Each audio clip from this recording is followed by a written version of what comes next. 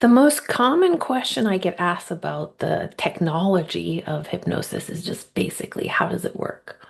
So the short answer is conversational hypnosis does not exactly work the same way as traditional hypnosis. In traditional hypnosis, we do like counting, putting someone into relaxation, creating the vibe, checking it, deepening it. It's a little bit theatrical. In conversational hypnosis, we're using a question and answer format for the same purpose, which is to take someone into their subconscious, to go into the trance state. But, and here's the answer to the question, how does it work? Is instead of forcing it or faking it, which does not feel comfortable to me and I don't think feels super comfortable to the clients, what we're doing is using the Q&A format to create that same effect.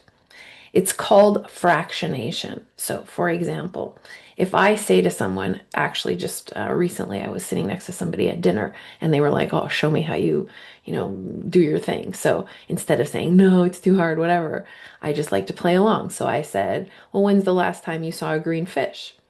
And the person I was sitting with was like, immediately trying to, and there, in that very split second, they were in a little tiny trance. They were thinking about, well, where did I see that fish? So that lasts a certain amount of time, and then they come back out and look me in the eye and tell me like whatever it is.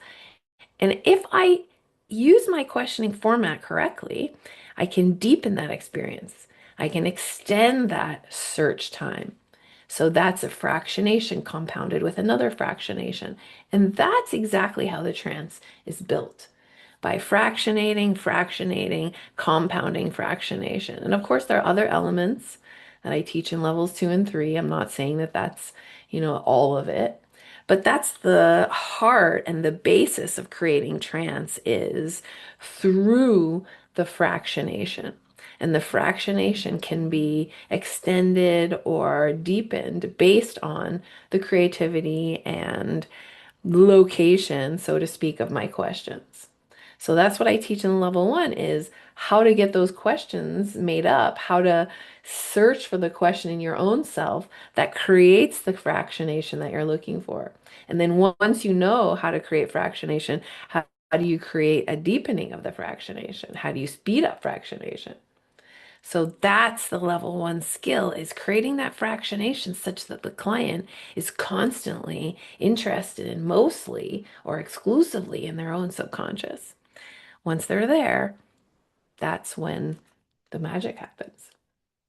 Creating that is the step is the first challenge for us as hypnotists and is the fundamental piece of my school, the building block of the conversational hypnosis school, which is how do you even control fractionation? And how do I, as a hypnotist, become confident in my ability to fractionate in an instant, just like I did when I asked the guy where he saw that last green fish, which was not a joke, by the way. It was something that worked very effectively in that moment. It came to me as the right question.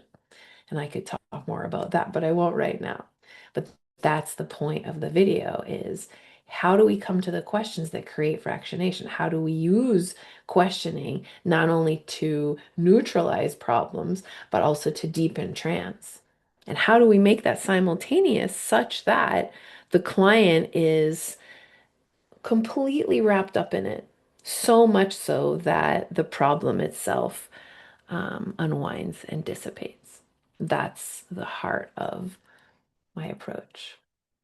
And that's what I teach in my school, and that's what I do in my sessions. So you're welcome to both. If you have any questions, you know who I am, Maya Alapin. I'm not a medical doctor or a mental health care practitioner.